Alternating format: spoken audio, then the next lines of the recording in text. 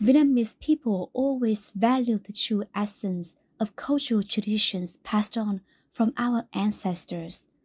Before the Lunar New Year, people across the country celebrate Kitchen God's Day, Tết Táo Quân, on the 23rd of the last month according to lunar calendar. This day came from an interesting story that you might not know.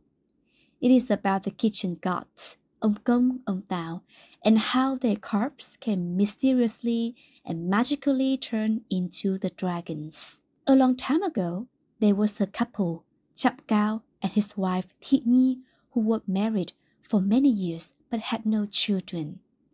One day, they quarreled over some trivial matter, and the husband, in a fit of anger, beat and threw his wife out of their home. Although Thị Nhi still loved her husband, she has no choice but to go away. Thị Nhi went far away and met a very kind man called Phạm Lang. He married her and he loved Thị Nhi very much. Their life was happy and peaceful, but Thị Nhi could not forget her first love. As for Chap Cao, he had been filled with remorse from the day he sent his wife away and waited hopelessly for his wife's return. Eventually, he decided to set out from his home to search for Thị Nhi. He traveled far and wide, but he could not find his wife.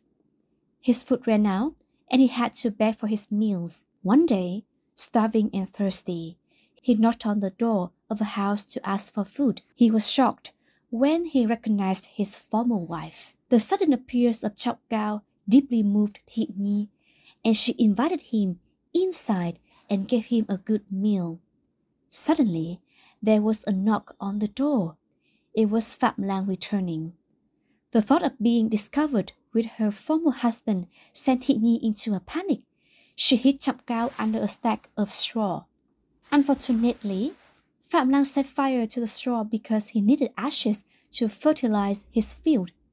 As the flames spread out, Chap Cao accepted his fate to be burned to death to protect Thị Nhi's virtue. Thị Nhi was distraught because her love for Chap Cao has caused his death.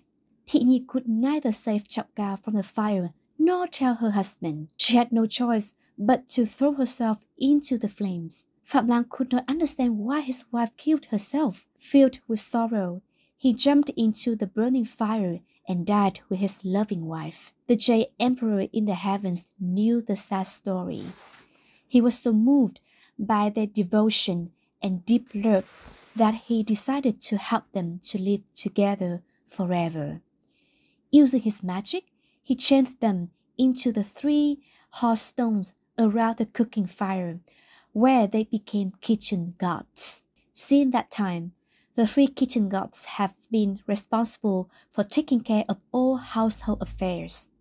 Each year, on the 23rd of the last month of the lunar year, the kitchen gods leave the kitchen.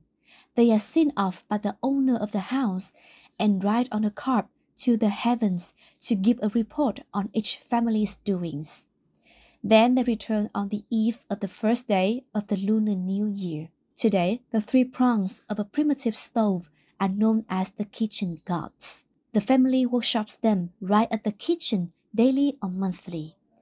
To Vietnamese people, the kitchen is a very important place that brings everybody in the family together as well as keeps the warmth, harmony, and happiness of the family. On the 23rd of the 12th lunar month, the family holds a small ceremony at home with certain offerings, including 3 elaborate paper headpieces, sticky rice, grilled chicken, flowers, and 3 sticks of incense to see off the kitchen gods and send them to the heavens to make their reports to the Jade Emperor.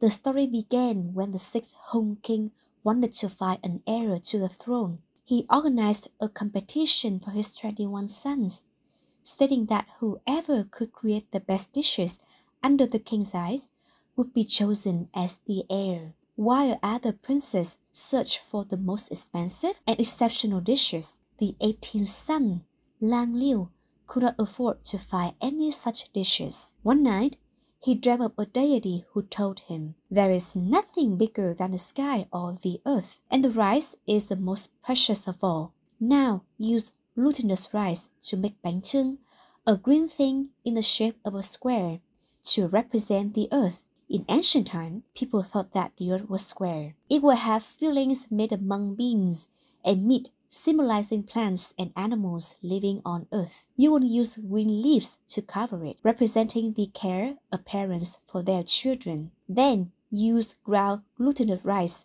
to make bánh Giấy, a wide dome-shaped thing representing the sky. When he awoke, LangLiu was very happy and started preparing the two things described by the deity. When LangLiu presented his father with them, the king was very impressed by the taste and the meaning that bánh chưng and bánh Giấy represented. He then declared that LangLiu would be the new king, and bánh chưng, the square thing made out of rice, would ever since become the traditional and indispensable dish of the Vietnamese Lunar New Year.